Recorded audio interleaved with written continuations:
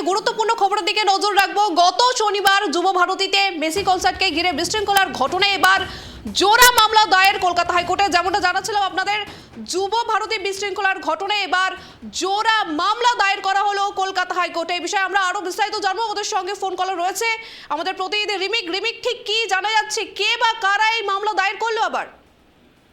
দেখো, গত শনিবার দিনকে অর্থাৎ 13ই ডিসেম্বর যে যুব ভারতী ক্রীড়াঙ্গনে মেসি কনসার্ট ছিল, সেই মেসি কনসার্টকে ঘিরে যে বিশৃঙ্খলা, যে অরাজকতা, যে বিশৃঙ্খলা ঘটনা ঘটেছে, সেই ঘটনায় এবার কলকাতা হাইকোর্টে জোড়া মামলা দায়ের হলো।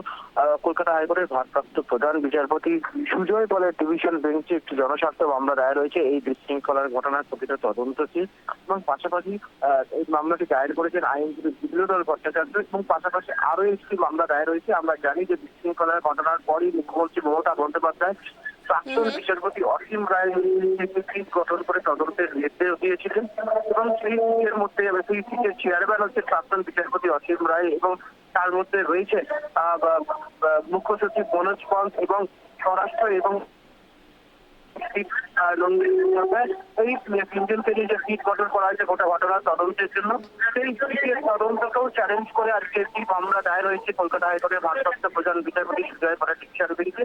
দুটো মামলাটি দায়ের করেছেন আইনজীবী সব্যসাচী চট্টোপাধ্যায়, এবং দুটো মামলার দায়েরেরই অনুমতি দিয়েছেন ভারপ্রাপ্ত প্রধান বিচারপতি সুজয় পাল।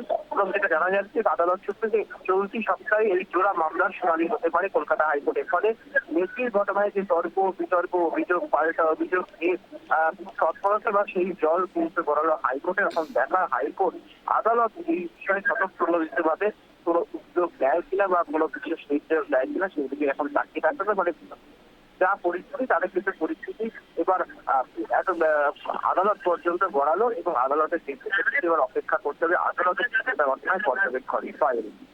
ধন্যবাদ রিমিক, তুমি আরো এই বিষয়ে আরো তথ্য নিতে থাকো। যেমনটা আপনাদেরকে জানাচ্ছিলাম যে গত শনিবার যুব ভারতীতে মেসি কনসার্টকে ঘিরে যে বিশৃঙ্খলার ঘটনায় এবার জোড়া মামলা দায়ের হলো কলকাতা হাইকোর্টে। ঘটনায় দায়ের হলো জনস্বার্থ মামলা। যুব ভারতীর বিশৃঙ্খলার ঘটনায় মুখ্যমন্ত্রীর নির্দেশে গঠিত সিটকে চ্যালেঞ্জ করে দায়ের হয়েছে আরও একটি মামলা। দুটি মামলা দায়েরের অনুমতি দিয়েছেন কলকাতা হাইকোর্টের ভারপ্রাপ্ত প্রধান বিচারপতি সুজয় পাল।